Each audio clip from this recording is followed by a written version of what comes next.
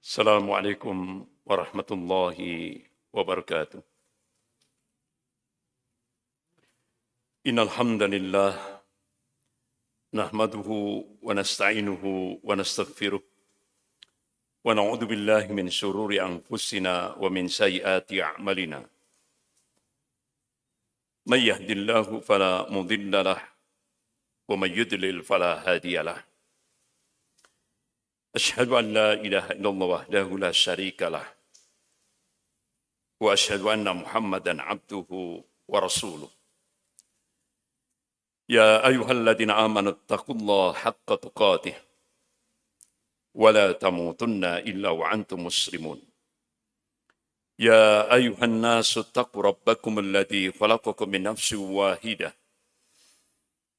wa khalaqa minha zawjaha wa batha minhuma rijalan katsiran wa nisaa'a wattaqullaha alladzi tas'aluna bihi wal arham innallaha kana 'alaikum raqiba. Ya ayyuhalladzina amanu taqullaha wa qulu qawlan sadida yuslih lakum a'malakum wa yaghfir lakum dhunubakum wa may yuti'illaha wa rasulahu faqad faza fawzan 'azima. Amma ba'd. Fa inna asdaqal hadits kitabullah wa khairul hadi hadi Muhammadin sallallahu alaihi wasallam wa syarrul umur muhdatsatuha wa kullu muhdatsatin bid'ah wa kullu bid'atin dhalalah wa kullu dhalalatin finnar. Ma'asyiral muslimin rahimakumullah.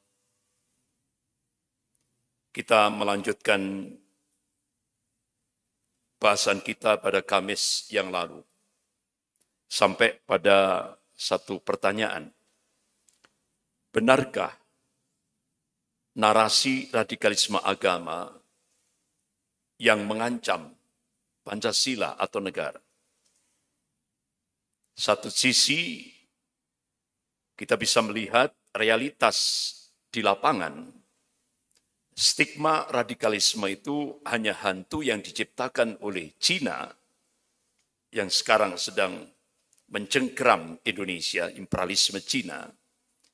Ini narasi stigma radikalisme itu hanya hantu yang diciptakan oleh imperialisme Cina di Indonesia untuk menjadikan umat Islam itu musuh number one. Itu yang kita lihat. Bahkan dari pertanyaan pada malam hari ini, benarkah narasi radikalisme agama itu mengancam Pancasila atau negara? Padahal kalau kita lihat tidak ada bukti baik dari sisi historis maupun empiris. Justru kalau kita mencoba untuk setback, mengungkap sejarah, justru yang melakukan pengkhianatan terhadap negara dan Pancasila ini seringkali dari kalangan nasionalis sekuler. Itu yang kita saksikan. Contoh, di akhir pemerintahan Orde Lama, tidak konsisten, sehingga dimunculkan ideologi baru. Apa? Nasakom, nasionalis, agama, komunis. Sementara umat Islam masih konsisten terhadap konstitusi negara ini. Tapi yang dituduh umat Islam. Jadi ini kalau istilah Jawanya, istilah keumuman, itu maling teriak maling. Nah, itu yang kita saksikan. Begitu juga di akhir rezim Orde Baru. Justru bukan agama yang mengancam Pancasila dan negara, tapi yaitu gerakan sekularisme dan liberalisme. Luar biasa. Bahkan Indonesia kontemporer, kekinian, itu yang kita saksikan, kembali lagi, pengkhianatan terjadi oleh kalangan nasionalis sekuler. Sementara umat Islam konsisten pada konstitusi negara. Tidak pernah melakukan bugat. Nah, itu. Sementara kalangan nasionalis sekuler yang kita saksikan, dasar negara mau diganti dengan Trisila Ekasila. Bahkan ketuhanan yang Maha Esa diganti dengan ketuhanan yang berkebudayaan. Jadi tuduhan, narasi radikalisme agama yang mengancam Pancasila dan negara ini tidak berdasar baik dalam aspek historis maupun empiris. Jadi justru pengkhianat negara ini seringkali dimunculkan oleh kalangan nasionalis sekuler. Itu yang terjadi. Kalau kita kembalikan pada nas Al-Quran, Allah Subhanahu wa Ta'ala memberikan tanbih. Dalam surah Al-Mu'min ayat 26. A'udzubillahi minasyaitonir rajim. Wa qala fir'auna duruni. Jadi Fir'aun berkata kepada pembesar-pembesarnya, Aqtul Musa wal yad'u rabbah. Aku yang akan membunuh Musa. Sampaikan kepada Musa supaya dia minta pertolongan pada Tuhannya. Inni akhafu ayyubaddila dinakum au ayyudhiral fil fardil fasad. Jadi Fir'aun ini memberikan gelar kepada Nabiullah Musa alaihissalam. Itu adalah orang yang mau mengganti ideologi negara. Dan menuduh Nabiullah Musa alaihissalam berbuat fasad, kerusakan. Padahal yang ingin menghancurkan itu adalah Fir'aun. Jadi ini sejarah berulang.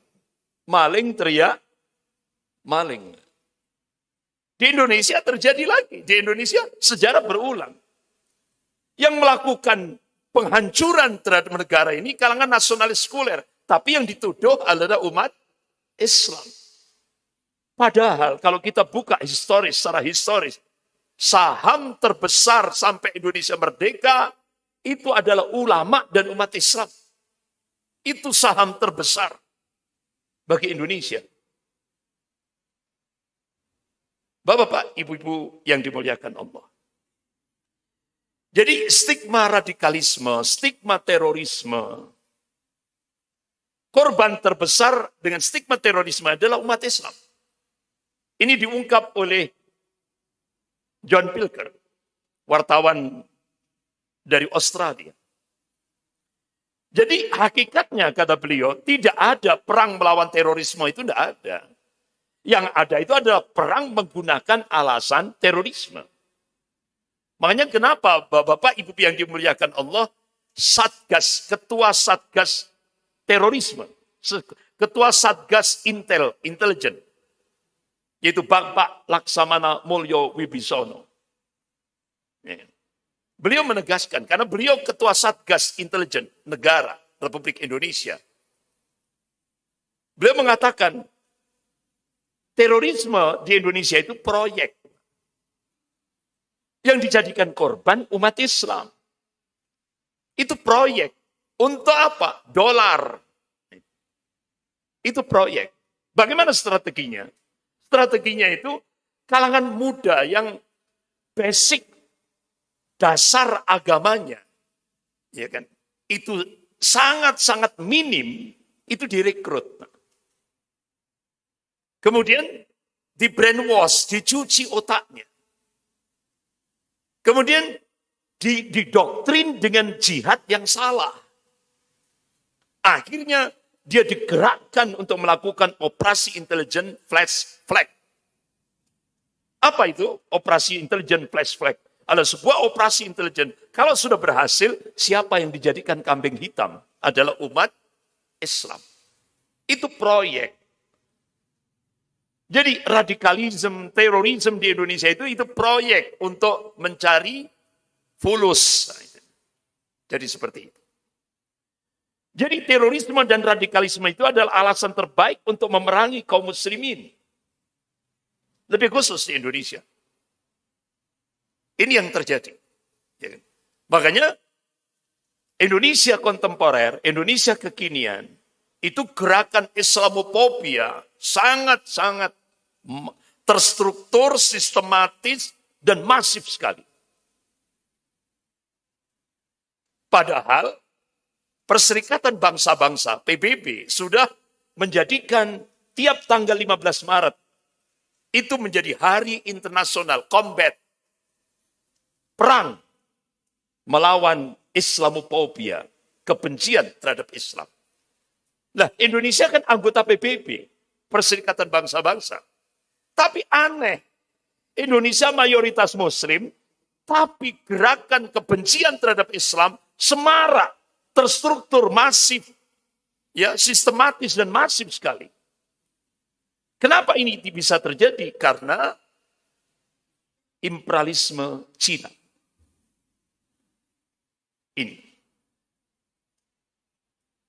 Oleh karena itu, Bapak-bapak, Ibu yang dimuliakan Allah, jadi pengkhianat-pengkhianat bangsa yang menjual bangsa ini lebih banyak daripada yang membela bangsa ini. Itulah yang terjadi. Apa itu terorisme negara? Ini yang jarang sekali dibahas. Jarang sekali dijadikan bahan-bahan seminar. Kalau kita lihat dalam kamus Oxford, mendeskripsikan terorisme sebagai pemerintahan intimidatif yang diarahkan dan dilaksanakan oleh partai yang memiliki kekuatan. Itu kalau ditinjau dari kamus Oxford. Jadi sepanjang sejarah, Bapak-bapak, Ibu yang dimuliakan Allah, kekerasan negara biasa digunakan untuk memaksa rakyatnya agar mendukung agenda politik dan ekonomi kelompok elit. Kalau di Indonesia apa? Oligarki. Kelompok elitnya adalah oligarki, itu yang berkuasa. Oligarki. Oligarki 9 naga itu yang berkuasa. Jadi mereka menggunakan kekerasan untuk menanamkan ketakutan pada masyarakat. Kekerasan negara semacam ini ditujukan untuk mencapai tujuan politik tertentu dan membungkam keluhan politik masyarakat. Inilah yang disebut dengan bentuk terorisme negara. Ini yang kadang-kadang tidak pernah diungkap. Bapak-bapak, ibu-ibu yang dimuliakan Allah. Namun sayangnya, literatur akademis tentang terorisme itu jarang sekali memberi perhatian kepada terorisme yang dilakukan oleh negara. Meskipun terorisme negara itu terbukti telah membunuh jiwa-jiwa manusia yang jauh lebih banyak dibandingkan dengan terorisme non-negara, non-state.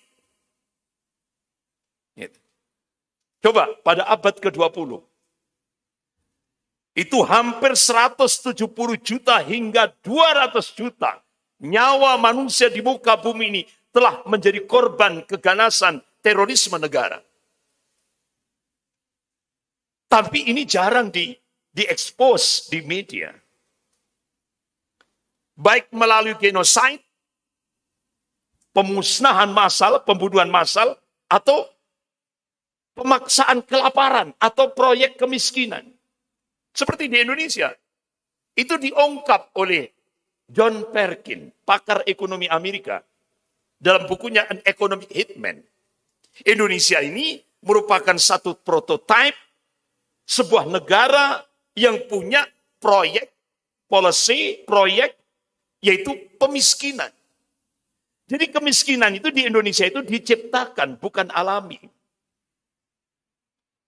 Bahkan pakar ekonomi Universitas Indonesia, Pak Faisal Basri, melakukan riset. Itu hampir angka kemiskinan di Indonesia itu hampir 52%. Ini sangat rentan sekali.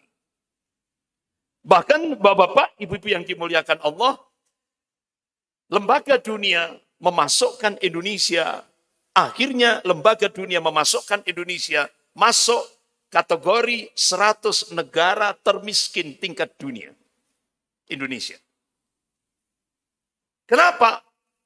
Padahal yang kita saksikan realitasnya, ya kan, tidak seperti itu. Tapi ternyata faktor yang menjadikan Indonesia masuk 100 negara termiskin tingkat dunia, sumber daya alamnya sudah dikuasai oleh asing dan asing. Dan hutang Indonesia membumbung tinggi, sudah hampir 7.400 triliun. Luar biasa. Bapak-bapak, ibu-ibu yang dimuliakan Allah. Itu yang belum semuanya, hutang semuanya. Itu sampai Dr. Abdullah Hamahua, penasihat KPK waktu itu. Ketika di Jakarta, saya mendengarkan sendiri langsung di hadapan beliau. Itu sebenarnya hutang Indonesia yang sebenarnya itu kalau semua digabung itu baik swasta maupun pemerintah, itu semuanya ada 17.000 triliun. Luar biasa. Itu yang diungkap oleh Bapak Dr. Abdullah Hamahua, mantan penasihat KPK. Bapak-bapak, ibu-ibu yang dimuliakan Allah. Sehingga akhirnya apa yang diingatkan oleh Allah Subhanahu wa taala dalam surah An-Nahl ayat 112 itu benar-benar nyata. Allah mengingatkan, a'udzubillahi minasyaitonir rajim. Wa daraballahu matalan qaryatan kanat aminatan mutmainnah ya'tiha rizquha ragadan min kulli makan. Fakafarat bi an umillah fa'adaqal libasal ju' wal khauf bima kanu yasnaun. Wa daraballahu matalan qaryatan kanat aminatan mutmainnah. Allah memberikan perumpamaan akan sebuah negeri yang dulunya aman, tenang, tentram. Ya'tiha rizquha ragadan min kulli makan. Rezekinya melimpah ruah dari segenap penjuru, dari segenap tempat. Itu kalau di Indonesia itu, apa kalau bahasa Jawanya? Gemah ripah, loh jinawi. Toto tentrem, kertorahajo. Itu Indonesia. Tapi sayang kata Allah, fakafarat bi'an umillah. Tapi sayang penduduk negeri ini ingkar akan nikmat-nikmat Allah. Coba, bapak-bapak, ibu yang dimuliakan Allah. Ulama-ulama dulu, pahlawan-pahlawan kita dulu, itu sudah mengaplikasikan surah Al-Baqarah ayat 218. Apa? Allah kabarkan, a'udzubillahi minasyaitonir rajim, innal ladzina amanu wal ladzina hajaru wa jahadu fi sabilillah ulaika. Jadi innal ladzina amanu, sesungguhnya orang-orang yang amanu, yang beriman kepada Allah, yang muwahhid, wal ladzina hajaru, dan orang-orang yang berhijrah, wa jahadu fi sabilillah, dan berjihad di jalan Allah. Ulaika yarzullah, ulaika yarzullah. Ya. Mereka itulah hamba-hamba Allah yang mengharap rahmat dari sisi Allah Subhanahu wa taala. Innallaha azizun hakim, sesungguhnya Allah maha perkasa lagi maha bijaksana. Ya. Bapak-bapak, ibu-ibu yang dimuliakan Allah. Jadi benar-benar Allah kabarkan gambaran tentang sebuah negeri yang dulunya aman, tenang, tentram, rezekinya melimpah ruah. Tapi sayang, penduduk negeri itu ingkar akan nikmat-nikmat Allah. Sehingga akhirnya Allah berikan apa? Fakafarat bi'an umillah fa'adaqaha libasal ju' wal khauf bima kanu yasnaun. Akhirnya Allah pakaikan negeri ini, ya kan? Allah pakaikan negeri ini al-ju' wal khauf. Kemiskinan, kelaparan. Jadi mental miskin. Sehingga akhirnya apa yang terjadi? Budaya korupsi menggurita di Indonesia. Wal khauf, rakyatnya ketakutan. Tidak tenang. Bima kanu yasnaun, akibat dari apa yang mereka kerjakan. Padahal, ya kan? Padahal kalau kita lihat tadi itu dalam surah Al-Baqarah ayat 218 tadi, ulama-ulama kita, pahlawan-pahlawan kita, itu benar-benar sudah mempraktekkan amanu wa hajaru wa jahadu fi sabilillah. Baru Allah berikan rahmatnya, Allah berikan kepada negeri ini berupa apa? Kemerdekaan Republik Indonesia. Makanya dicantumkan dalam preambul pembukaan Undang-Undang Dasar 1945, atas berkat rahmat Allah Indonesia merdeka. Tapi karena penduduk ini ingkar, akhirnya apa? Allah berikan al-ju' wal khauf, kelaparan dan ketakutan, mental miskin dan ketakutan pada rakyatnya.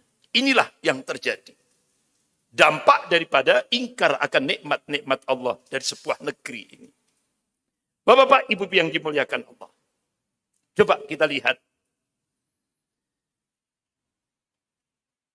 Seringkali Badan Nasional Penanggulangan Terorisme itu memonopoli kebenaran. Memang menumpas teror itu bagus. Tapi tidak boleh asal tuduh. Gampang menuduh radikal terhadap umat Islam. Bahkan menstigma agama tertentu. Memonopoli tersangka. Gampang mentersangkakan, apalagi gampang main dor eksekusi di luar hukum. Ini yang sering kali terjadi. Jadi yang kita saksikan, ya, seringkali BNPT ini mencap kelompok radikal, intoleran, bahkan teroris. Ya, ini seringkali. Sehingga akhirnya Majelis Ulama Indonesia Pusat yang waktu itu dimotori oleh Profesor Kiai Haji Yunahar Elias. Cobalah, ulama diajak duduk bersama untuk membahas tentang radikal. Jangan sampai stigma radikal ini hanya sebagai alat untuk menghabisi lawan politik yang sebenarnya itu tujuannya dalam rangka untuk amar ma'ruf nahi mungkar. Ini yang sering diungkap oleh Majelis Ulama. Bahkan sampai BNPT itu menuduh kotak amal masjid itu jadi sumber pendanaan organisasi teroris. Ini kan fitnah. Allah tegaskan al-fitnah untuk asyaddu minal qatl. Fitnah itu lebih sadis, lebih jahat, ya kan? Fitnah itu lebih apa? Lebih apa itu? Lebih kejam daripada pembunuhan. Lebih sadis daripada pembunuhan. Itu fitnah. Al-fitnu asyaddu minal qatl. Fitnah itu lebih sadis, lebih kejam daripada pembunuhan. Itu yang Allah tegaskan. Jadi masuk kotak masjid. Bahkan majelis-majelis taklim dituduh selangkah lagi akan menjadi teroris. Ini perlu diwaspadai. Ini kan stigma-stigma yang sangat-sangat kontraproduktif dan itu tidak bagus dalam sebuah negara. Sehingga akhirnya Bapak-bapak, Ibu yang dimuliakan Allah, sampai dari beberapa pengamat seperti Chris Wamia. Chris Wamia ini tokoh Papua ini. Sampai memberikan satu komentar. Masalah utama yang ada dalam negara sekarang ini ekonomi hancur, korupsi menggurita, oligarki mencengkeram.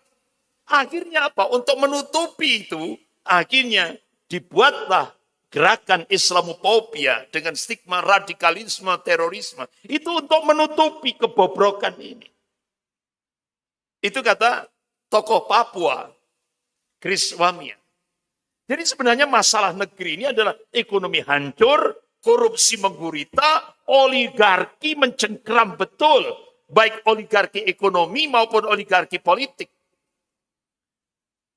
Akhirnya untuk menutupi itu, gerakan Islamophobia, artinya kebencian terhadap Islam, dengan stigma radikal, teroris, dan sebagainya, dan sebagainya. Ini semarak di Indonesia. Bapak-bapak, ibu-ibu yang dimuliakan Allah. Bahkan, Kepala Staf Presiden, Pak Muldoko, sudah memberikan sinyal potensi radikalisme akan meningkat di tahun 2023 sampai 2024, sampai menjelang pemilu. Nah, ini pasti ada-ada ini. Ada udang di balik batu. Biasanya kalau sudah statement seperti ini ada udang di balik batu. Akhirnya diperkuat dilegitimasi oleh Kepala Badan Nasional Penanggulangan Terorisme. Memberikan peringatan kepada masyarakat bahwa potensi radikalisme akan meningkat menjelang Pilpres 2024. Membenarkan daripada statement Kepala Staf Presiden. Bapak-bapak, ibu-ibu yang dimuliakan Allah. Padahal yang kita saksikan, ya kan? Ciri-ciri radikalisme, ciri-ciri teroris, itu dia membunuh anak buahnya sendiri. Contoh kasus Sambo. Membackup judi online, konsorsium judi online, membackup prostitusi, membackup bisnis ilegal, barang-barang ilegal, bahkan membackup apa? Yaitu jaringan kartel narkoba. Bahkan ahli membongkar CCTV. Sehingga akhirnya dalam sidang pengadilan Sambo terbongkar. Siapa yang ngotak-ngatik CCTV yang ada di kilometer 50? Sama, orangnya sama. Yang mengotak-atik CCTV di rumah dinasnya Jenderal Sambo di Jalan Duren 3. Sama.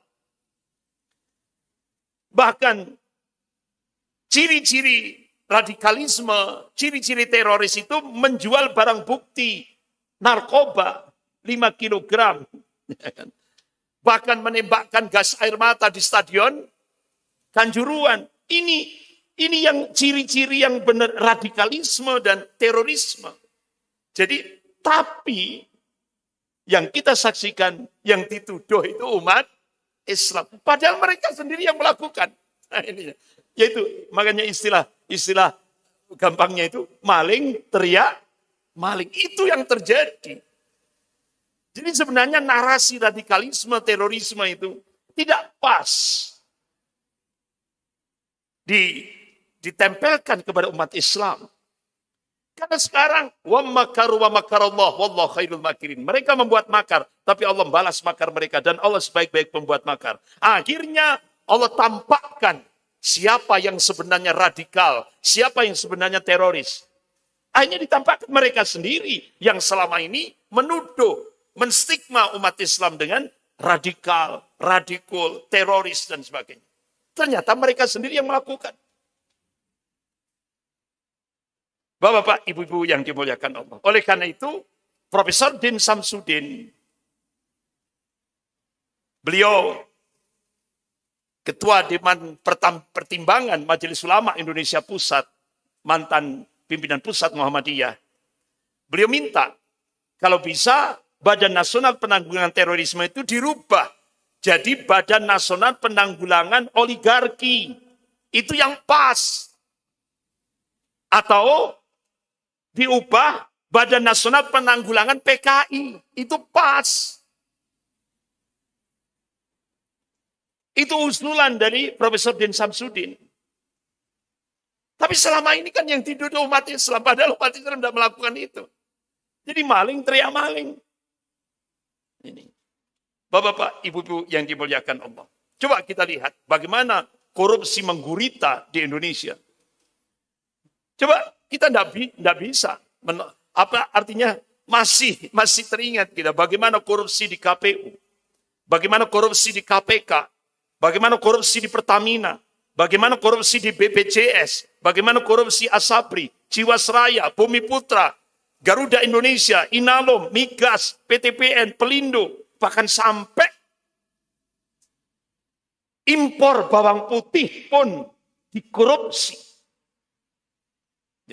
Bahkan sampai bansos, bantuan sosial untuk rakyat dikorupsi, tidak tanggung-tanggung. Pak Novel Baswedan dari penyidik senior KPK menyatakan bansos, bantuan sosial untuk rakyat Indonesia pada masa era pandemik COVID-19 itu dikorupsi hampir 100 triliun. Luar biasa. Sehingga akhirnya pada saat itu apa yang terjadi? Itu kan sudah ada komitmen bersama di kalangan parlemen. Siapa yang melakukan korupsi di era pandemik COVID-19 hukumannya mati. Tapi apa yang terjadi? Ada interupsi dari partai yang terbesar di Indonesia dari PDIP. Dia katakan, nah kalau dihukum mati, itu kader-kader PDIP akan habis, Pak. Akhirnya apa yang terjadi? Akhirnya Menteri Sosial Pak Yuliardi Batubara, yang kebetulan bendahara PDIP, dituntut, padahal itu korupsinya 100 triliun. Hanya dituntut 12 tahun penjara, dan mengembalikan pada negara cuma 500 juta rupiah. Jadi 100 triliun itu disuruh mengembalikan pada negara cuma 500 juta rupiah. Astagfirullah. Tapi yang dituduh radikal adalah umat Islam. Padahal mereka inilah yang radikal. Jadi ini maling teriak maling. Bapak-bapak, ibu yang dimuliakan Allah. Coba kita lihat. Ada 5 kasus besar di Indonesia. Terutama kasus korupsi. Kasus BLBI itu berapa? 138 triliun. Kasus PT Duta Palma. Ini orang Cina itu. Ya kan? Itu kan yang diekspos 78 triliun. Nggak tahunya setelah diteliti 104,1 triliun. Luar biasa. Kasus kondensat 37 triliun. Asabri 22,7 triliun. Bahkan sampai izin ekspor mie goreng. Ya kan? Apa minyak goreng? Kok mie goreng? Ya kan? Kasus izin ekspor minyak goreng itu di korupsi 20 triliun. Luar biasa. Sehingga Indonesia ini kan lumbungnya minyak goreng. Tapi akhirnya rakyatnya antri minyak goreng. Padahal Indonesia ini terbesar tingkat dunia. Ya. Tapi rakyatnya dipaksa untuk antri minyak goreng. Ternyata korupsi 20 triliun. Nah, untuk menutupi kebobrokan inilah akhirnya stigma radikal, terorisme itu terus disematkan pada umat Islam. Untuk nutupi itu tujuannya. Bahkan indeks persepsi korupsi di Indonesia itu sudah 38. Ini. Luar biasa. Jadi negara bangkrut itu bukan karena subsidi untuk rakyat, tapi karena maraknya korupsi para pejabat. Itu yang terjadi sebenarnya. Sehingga akhirnya ketika Menteri Keuangan Bu Sri Mulyani menegaskan pemerintah akan menstop subsidi agar rakyat itu mandiri. Akhirnya rakyat membalas. Rakyat akan stop membayar pajak agar pemerintah mandiri. Dibalas oleh rakyat. Artinya apa? Rakyat tidak akan terus mau didolimi. Kalau pemerintah menstop subsidi kepada rakyat supaya rakyat mandiri, akhirnya rakyat juga menjawab. Rakyat stop bayar pajak supaya pemerintah mandiri. Nah, jadi sebenarnya negara ini bangkrut bukan karena subsidi untuk rakyat. Negara ini bangkrut karena maraknya korupsi para pejabat dan pengkhianat-pengkhianat bangsa. Bapak-bapak, ibu-ibu yang dimuliakan Allah. Jadi masalah utama negeri ini, di samping korupsi menggurita, juga pengangguran. Jadi pembukaan 10 juta lapangan kerja itu bukan untuk rakyat Indonesia, tapi untuk rakyat Cina. 10 juta lapangan kerja. Sehingga pengangguran itu sudah luar biasa. Belum lagi sekarang problem sampai menjelang 2023 ini problem PHK, akan terjadi PHK besar-besaran. Akan terjadi krisis ekonomi. Krisis pangan. Nah, ini daripada beberapa peneliti. Jadi sampai di kalangan netizen, di media sosial, bapak-bapak, ibu yang dimuliakan Allah, perbedaan teroris dan koruptor di Indonesia, kalau teroris sudah sembunyi masih ketahuan. Tapi kalau koruptor sudah ketahuan tapi disembunyikan. Itulah Indonesia. Jadi sekali lagi, ya, perbedaan antara teroris dan koruptor, kalau teroris yang dituduh tadi ya, sudah sembunyi, dia masih ketahuan karena proyek ini tadi, ya kan? Tapi kalau koruptor di Indonesia sudah ketahuan tapi disembunyikan. Karena apa? Itu tadi. Ada kong kali kong. Ada fee di baliknya. Rusak. Sudah. Ya. Bapak-bapak, ibu-ibu yang dimuliakan Allah. Jadi benar-benar Indonesia sekarang benar-benar yang eksis itu adalah dinasti oligarki. Baik oligarki ekonomi maupun oligarki politik. Ini yang membuat rakyat semakin tragis. Sehingga akhirnya rakyat bertanya-tanya, kapan berakhirnya dinasti oligarki? Ya. Bapak-bapak, ibu yang dimuliakan Allah. Inilah oligarki yang kita maksud. 9 naga. Mereka yang menguasai semuanya di Indonesia ini. Semua lini, baik ekonomi maupun politik. 9 naga. Ya. Bapak-bapak, ibu yang dimuliakan Allah. Oleh karena itu, pimpinan pusat Muhammadiyah, yaitu Bapak Profesor Haidar Nasir, beliau memberikan statement, sekuat apapun jihad konstitusi yang dilakukan oleh Muhammadiyah, hasilnya akan hambar ketika berhadapan dengan oligarki kekuasaan. Dan politik yang kering dari kesadaran cita-cita luhur bangsa. Artinya apa? Sekarang ya Indonesia kontemporer itu benar-benar politik lepas dari nilai-nilai agama. Sekularisme sangat-sangat luar biasa. Agama dipaksa dipisah dari agama. Padahal konstitusi negara dalam preambul pembukaan Undang-Undang Dasar 1945, negara Republik Indonesia berdasarkan ketuhanan yang Maha Esa. Bahkan yang lebih pedas lagi, yaitu salah satu jajaran pimpinan pusat Muhammadiyah, yaitu Bapak Dr. Busro Mokodas. Beliau mantan ketua KPK. Beliau pimpinan pusat Muhammadiyah juga. Jadi KPK diremuk, kata beliau. Beliau mantan ketua KPK. Jadi KPK diremuk. Artinya apa? KPK sudah dihancurkan. Karena apa? Oligarki. Kepentingan oligarki. Sumber daya alam minerba. Ya. Dikeruk investor. Asing dan asing. Dana pendidikan. Yang sebenarnya itu untuk rakyat Indonesia. Tapi dipersembahkan untuk Taipan. 9 naga. Apa yang tersisa? Kata beliau. Momentum pandemi pun dirampok. Di tengah-tengah penderitaan rakyat menghadapi era pandemik yang tadi sudah saya sampaikan. Justru dilakukan oleh Menteri Sosial. Melakukan korupsi, merampok bantuan sosial untuk rakyat yang disampaikan oleh Pak Novel Baswedan, penyidik senior KPK. Itu sudah 100 triliun kurang lebih. Bahkan rancangan undang-undang Omnibus Law yang itu lebih jahat daripada penjajah. Itu disahkan. Aktivis diretas. Kebebasan mimbar akademik diteror. Ini negeri mafia dan bandit politik, kata beliau. Seperti yang diungkap oleh Habib Rizik Syihab tahun 2014. Habib Rizik Syihab sudah memberikan warning.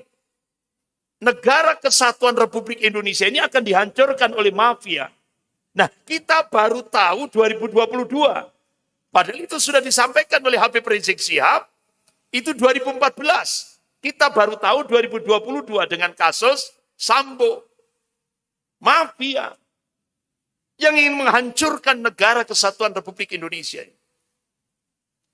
Bapak-bapak, ibu-ibu yang dimuliakan Allah Subhanahu wa taala. Sehingga akhirnya Profesor Din Samsudin waktu itu beliau memberikan statement ya, diungkap oleh sebuah media hari Selasa 30 April 2019 saat beliau menjabat sebagai Ketua Majelis Ulama Indonesia Pusat. Beliau memberikan statement, pemimpin yang tampil dengan kecurangan, artinya apa? Kalau kekuasaan itu diambil dengan kecurangan, apalagi kecurangannya terstruktur, sistematis, masif, dan brutal. Kenapa saya sebut brutal? Karena apa? Korbannya banyak. Rakyat jadikan korban. Nah, itu. itu akan membawa musibah yang berkepanjangan, kata Profesor Din Samsudin. Artinya apa? Akan membawa musibah yang berkelanjutan. Dan ternyata terjadi. Karena ulama diberikan basirah, ketajaman mata hati oleh Allah Subhanahu wa taala. Ini warning, peringatan dari seorang Ketua Majelis Ulama Indonesia Pusat. Jadi kalau sudah kekuasaan itu diraih dengan kecurangan, apalagi kecurangannya terstruktur, sistematis, masif, dan brutal. Itu pasti akan mendatangkan, akan membawa musibah yang berkepanjangan, musibah yang berkelanjutan. Dan itu terjadi. Bahkan Profesor Dr. Rias Rasyid, beliau mantan menteri, ya, bahkan pakar otonomi daerah, pemerintahan otonomi daerah. Beliau mengatakan Indonesia sedang diazab oleh Allah Subhanahu wa taala. Kenapa? Akibat salah memilih pemimpin. Apa bentuk azabnya? Kata Profesor Dr. Rias Rasyid, yang pertama, kedoliman penguasa pada semua level. Yang kedua, memburuknya kondisi kehidupan masyarakat lapisan bawah. Yang ketiga, rusaknya persatuan bangsa. Karena buzzer-buzzer ini tadi, ya kan? Nah, ini dirusak persatuan bangsa ini. Kemudian yang keempat, konflik sesama umat Islam. Kenapa? Diciptakan. Kenapa umat Islam terus diadu domba? Ya. Kenapa? Supaya umat Islam tidak konsentrasi dalam rangka amar ma'ruf nahi mungkar. Sehingga terus diadu domba. Bahkan yang kelima, kata beliau, terpuruknya daya beli bersamaan dengan nilai rupiah yang anjlok. Ya. Sudah daya beli jatuh akibat pengangguran dan PHK, nilai uang pun merosot. Yang keenam, rusaknya moralitas penegak hukum. Jadi penegak hukum melawan hukum. Itulah yang terjadi. Inilah azab yang diberikan oleh Allah kepada negeri ini. Bapak-bapak, ibu-ibu yang dimuliakan Allah. Mudah-mudahan Allah Subhanahu wa taala memberikan keselamatan bagi negeri yang mayoritas penduduknya muslim ini. Dan mudah-mudahan apa yang dicita-citakan oleh the founding father, pendiri negara Republik Indonesia ini, ingin menjadikan Indonesia menjadi sebuah negara baldatun thayyibatun warabun ghafur. Mudah-mudahan dikabulkan oleh Allah Subhanahu wa taala. Amin ya rabbal alamin. Bapak-bapak, ibu yang dimuliakan Allah, saya kira itu dulu yang kita bahas. Mudah-mudahan Allah memberikan ridho kepada apa yang kita bahas pada malam hari ini sebagai bahan muhasabah dalam kehidupan berbangsa dan bernegara. Artinya apa? Umat Islam wajib melek politik, jangan sampai buta politik. Kalau umat Islam di Indonesia ini buta politik, apa yang terjadi di Andalusia itu akan bisa terjadi di Indonesia. Oleh karena itu, ayo jadikan umat Islam ini melek politik. Supaya apa yang terjadi di Andalusia tidak terjadi di Indonesia. Mudah-mudahan Allah Subhanahu wa taala menjadikan kita semuanya menjadi ansarullah, penolong-penolong agama Allah sampai kita menghadap Allah. Mudah-mudahan kita diberikan akhir, kita semuanya mudah-mudahan diberikan akhir yang husnul khatimah. Amin ya rabbal alamin. Sekian kita akhiri dengan doa kafarat majelis. Subhanakallahumma wa bihamdika asyhadu an la ilaha illa anta astaghfiruka wa atubu ilaik. Wabillahi taufik wal hidayah. Wassalamualaikum warahmatullahi wabarakatuh. Belum isya ya? Sudah.